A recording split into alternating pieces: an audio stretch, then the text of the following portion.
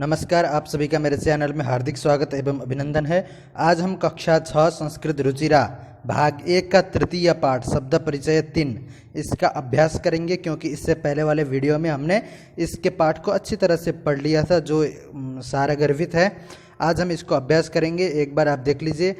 एतत् किम एतत् खनित्रम अस्ति, है ना, श्रमिका खनित्रम चालयति, और तत्किम तत् विश्रामगृहम अस्ति, किमत्र भित्तिकम अस्ति, क्या इसमें भित्तिक है, अत्र भित्तिकम न अस्ति, इसमें भित्तिक नहीं है। तो हमने इस पाठ के द्वारा एतत् शब्द और तत्शब्द के नपुंसक लिंग के रूपों को जाना था, और उनका प्रयोग एक वचन, द्विवचन तथा बहुवचन में हमने किस प्रकार से किया, इसको आप पिछले वीडियो में देख सकते हैं। साथ ही आप सामान्य रूप से संस्कृत में वाक्य निर्माण किस प्रकार से किया जाता है, इसके लिए आपको कारक वाला वीडियो ऑलरेडी पहले ही बनाया हुआ है, आप उसको देख सकते हैं किस प्रकार से संस्कृत में वाक्य बनाएंगे, और कारक क्या होता है इसके बारे में आप उसमें देख सकते हैं। शब्दार्थ आप याद कर लीजिए। हम आगे बढ़ते हैं, ठीक है। तो देख लीजिए, यहाँ पर अभ्यास है। अभ्यास में 1 नंबर में दिया है उच्चारणम कुरुता, उच्चारण करना है।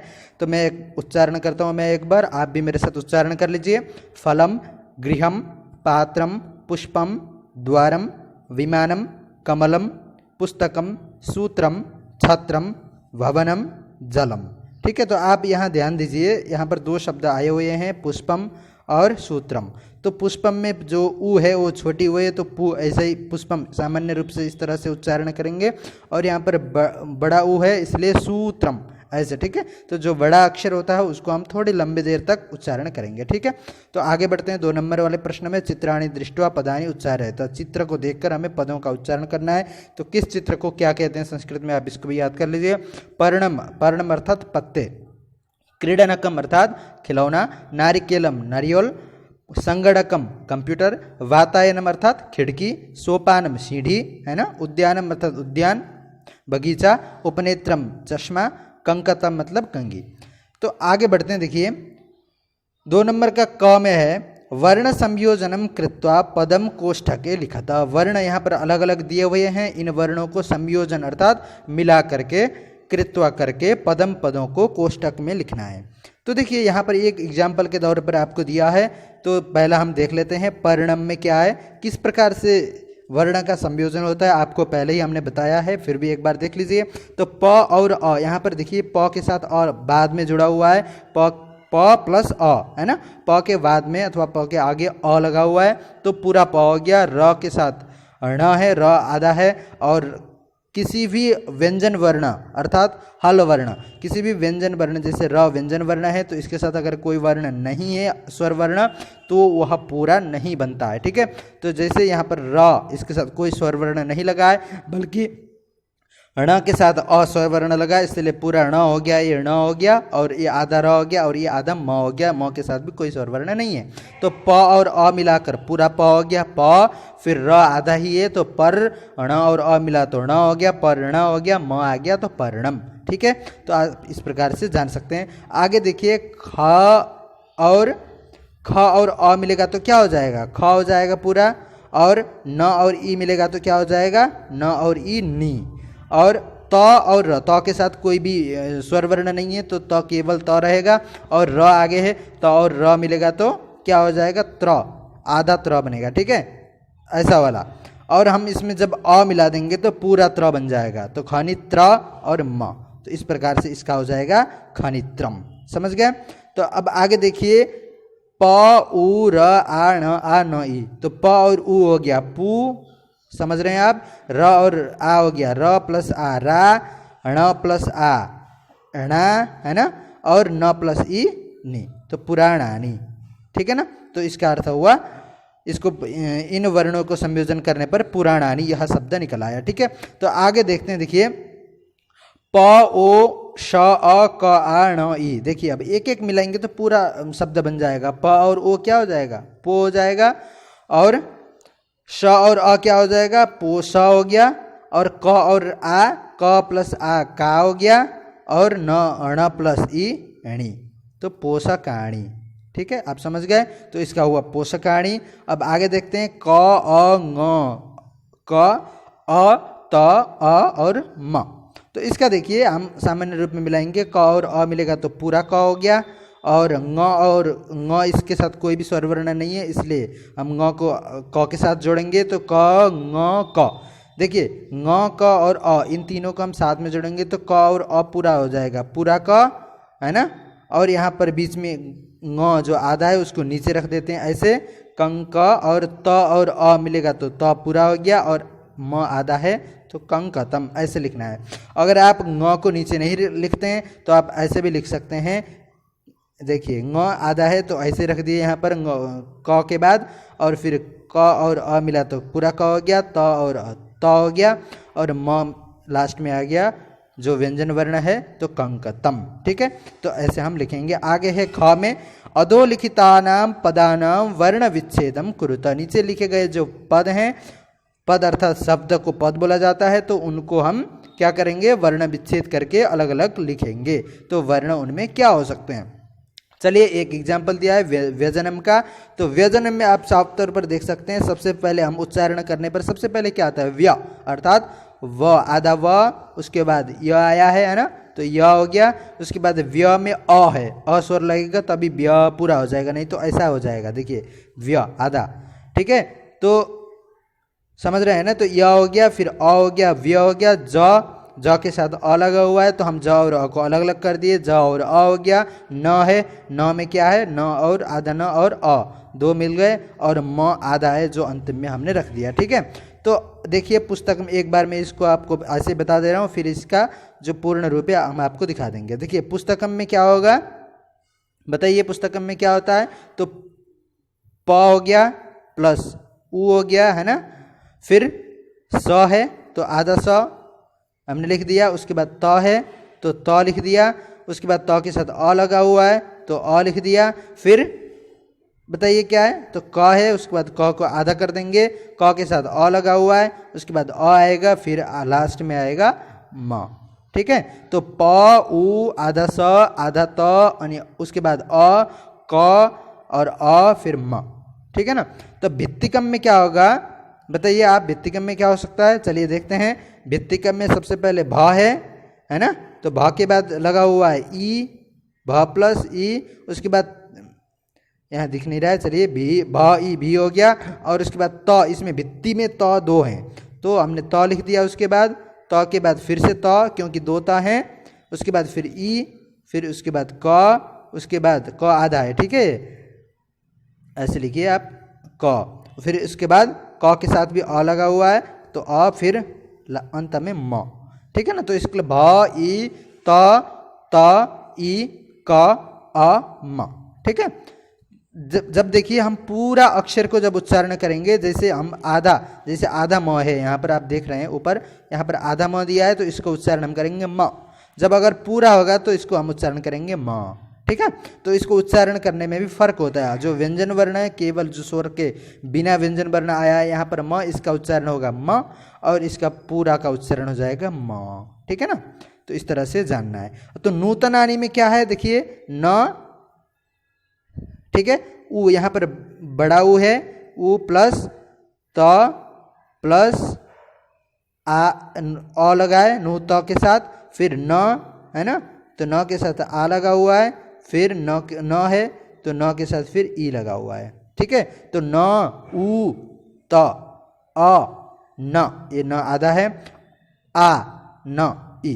ठीक है, तो इस प्रकार से होगा। वातायनम, वातायनम का अर्थ होता है खिड़की, तो वातायनम को हम कैसे लिखेंगे, तो व में देखिए, बा में दो अक्षर हैं, एक व है और एक आ, फिर त में भी आ लगा हुआ है तो त प्लस आ, फिर उसके बाद य आता है तो य लग गया, य में अ लगा हुआ है तो य प्लस अ, उसके बाद न है, न में भी अ लगा हुआ है, न प्लस अ, और अंत में क्या है, म आधा है, म को ऐसे लिख देंगे। ठीक है, तो व आ त आ य आधा है, अ, उसके बाद न भी आधा है, अ और म। ठीक है, तो उपनेत्रम, देखिए उपनेत्रम में उ अलग से है, ये स्वर वर्ण अलग एकदम स्वतंत्र है, और प है, प के साथ आपको अ मिलेगा तो अ आपने लिख दिया, उसके बाद न है ना, तो हम अ प्लस न कर देंगे, न, उसके बाद क्या है, ए लगा हुआ है, देख लीजिए आप, न के साथ ए लगा हुआ है, उसके बाद त्र में दो अक्षर होते हैं, त और र।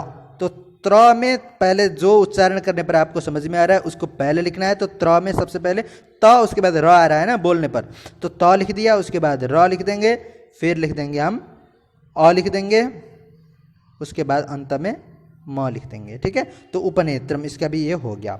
चलिए आगे बढ़ते हैं। चित्राणि दृष्ट्वा संस्कृत पदानि लिखा था। चित्र देखना है, चित्र देखने पर देखकर आप इसका संस्कृत में क्या होगा इसको आप लिखिए। ठीक है, तो हम देखते हैं, देखिए एक एक का लिखते हैं। तो इसका क्या है, ये क्या है, आम है, तो आम को संस्कृत में क्या बोलते हैं, आम्रम।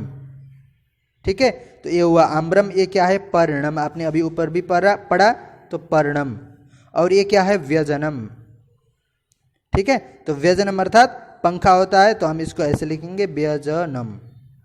ठीक है, अब नीचे क्या है, करवस्त्रम। ये करवस्त्र है, रुमाल है ना, हैंकी, तो करवस्त्रम।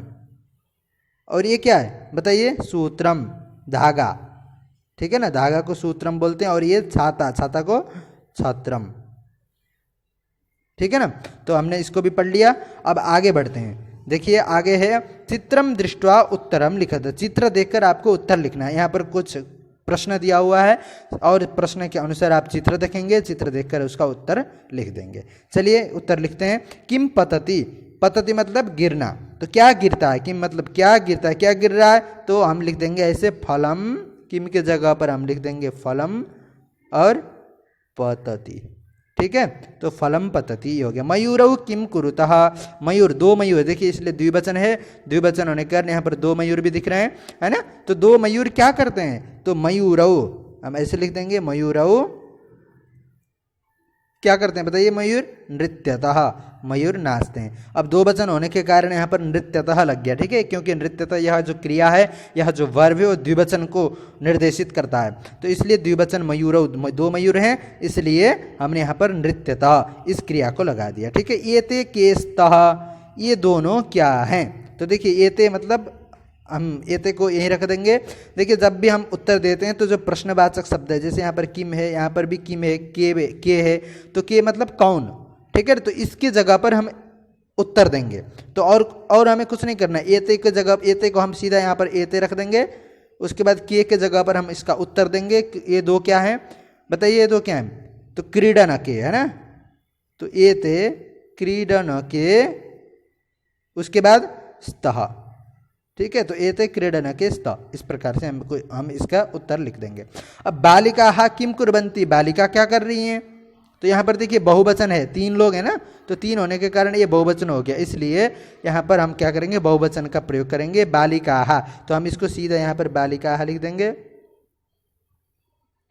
ठीक है, अब किम की जगह पर हम किम कुर्वन्ति क्या कर रहे हैं, तो इसका उत्तर देंगे पठन्ति। ठीक है, तो बालिका हा पठन्ति, समझ गए। अब आगे देखिए, कहानी विकसन्ति, कहानी मतलब क्या, कौन, विकसन्ति फूल रहे हैं, खिल रहे हैं, तो कहानी की जगह पर हम रख देंगे उत्तर। यहाँ क्या है, पुष्प दिख रहा है ना, तो पुष्प का बहुवचन में क्या होगा, तो पुष्पाणि, है ना, पुष्पाणि विकसन्ति। ठीक है, तो हम इसी को यहाँ पर ला के रख देंगे विकसन्ति। ठीक है, तो पुष्पाणि विकसन्ति, इस प्रकार से इसका उत्तर हो जाएगा। अब देखिए आगे है, निर्देशानुसारम वाक्यानि रचयत, निर्देश के अनुसार आपको वाक्य पूरा करना है। तो वाक्य क्या होगा, देखिए यहाँ पर एक निर्दिष्ट दिया हुआ है यथा करके, तो हम इसके अनुसार पूरे जो यहाँ पर वाक्य दिए गए हैं इनका निर्दिष्ट के अनुसार यहाँ पर फिल करेंगे। ठीक है, अब देखिए एतत् पतति, इसका हमें बहुवचन में निर्माण करना है। तो एतत् एक वचन है, पतति एतत् क्रिया करता है, सब्जेक्ट है, तो एतत् सब्जेक्ट एक वचन होने के कारण यहाँ पर पतति यह जो क्रिया है वह भी एक वचन में है। अब हम एतत्, सबसे पहले हम जो सब्जेक्ट होता है, कर्ता होता है, उसको हम बहुवचन में बना देंगे। जैसे बालक जा रहा है, तो बालक लोग जा रहे हैं, सबसे पहले हम बालक लोग बनाएंगे, तब न जा रहे हैं, ऐसा है प्रयोग करेंगे, है ना। तो इसीलिए एतत् को हम एतानि बहुवचन में रख दिए, एतानि। अब पतति का बहुवचन में पतंती होता है। इसका प्रयोग किस प्रकार से होता है, आप कारक वाला वीडियो देख लीजिए, आप पूरी तरह से समझ लेंगे। ठीक है, तो आप प्लेलिस्ट में जाकर कारक वीडियो को देख सकते हैं। एते पर्णे स्तः, एते देखिए इसमें दो वचन है, द्विवचन है, तो इसका भी हमें बहुवचन में निर्माण करना है। तो एते, देखिए अब हम बहुवचन, द्विवचन, बहुवचन, एकवचन जो भी हो उसमें निर्माण करते वक्त हमें सबसे ध्यान देना जरूरी ये होता है कि यहाँ पर जो सब्जेक्ट है, जो कर्ता है, वो किस लिंग का है, पुल्लिंग है, स्त्रीलिंग है या नपुंसक लिंग। अगर पुल्लिंग है तो हम पुल्लिंग के अनुसार इधर रख देंगे, अगर नपुंसक लिंग है तो नपुंसक के अनुसार, अगर स्त्रीलिंग है तो स्त्रीलिंग के अनुसार। अब देखिए ये तो पुल्लिंग में भी स्त्रीलिंग में भी बनता है और नपुंसक लिंग में भी बनता है ना।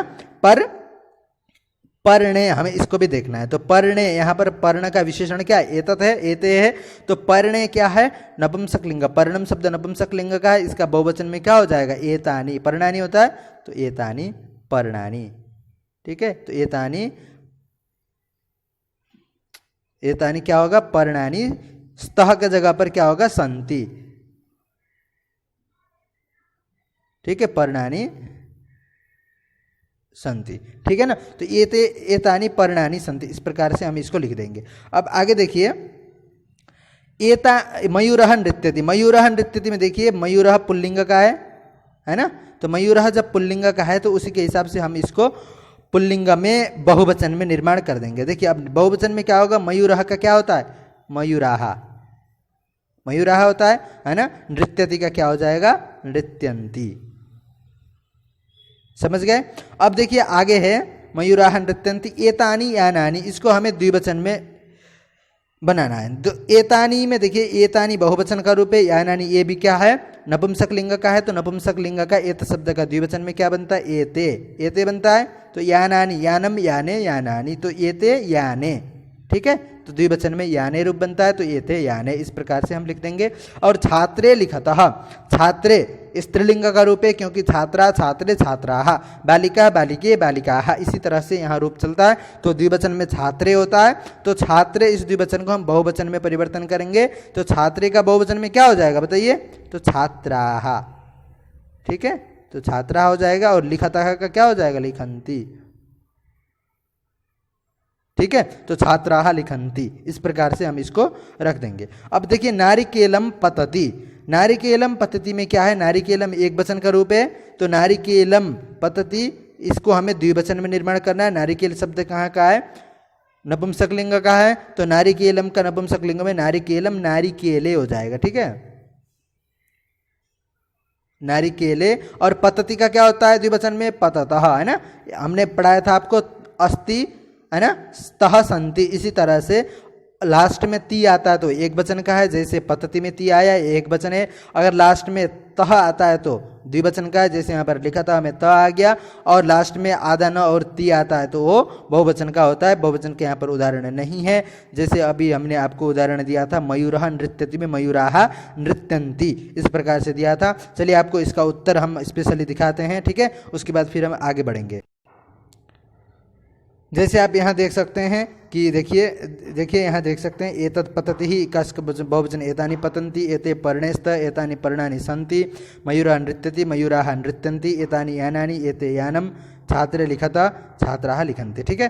तो हम अब आगे बढ़ते हैं, आगे वाला।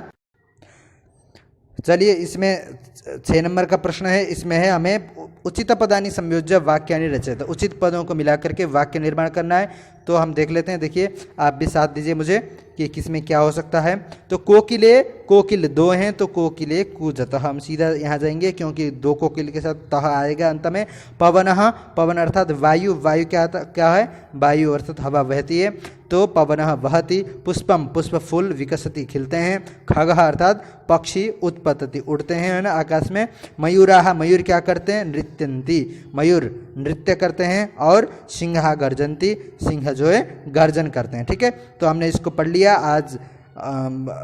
इससे पहले वाले वीडियो को आप देख लीजिए और कारक वाला वीडियो को भी देख लीजिए, आपको बहुत ही अच्छा लगेगा, आप वाक्य निर्माण अच्छे से कर लेंगे, ठीक है। आपको ये वीडियो कैसा लगा, अगर अच्छा लगा तो लाइक कीजिए, कमेंट कीजिए और सब्सक्राइब करना न भूलें ताकि आपको नए वीडियो टाइम से मिल सके। आज के लिए इतना ही, फिर अगले वीडियो में मिलेंगे। धन्यवाद।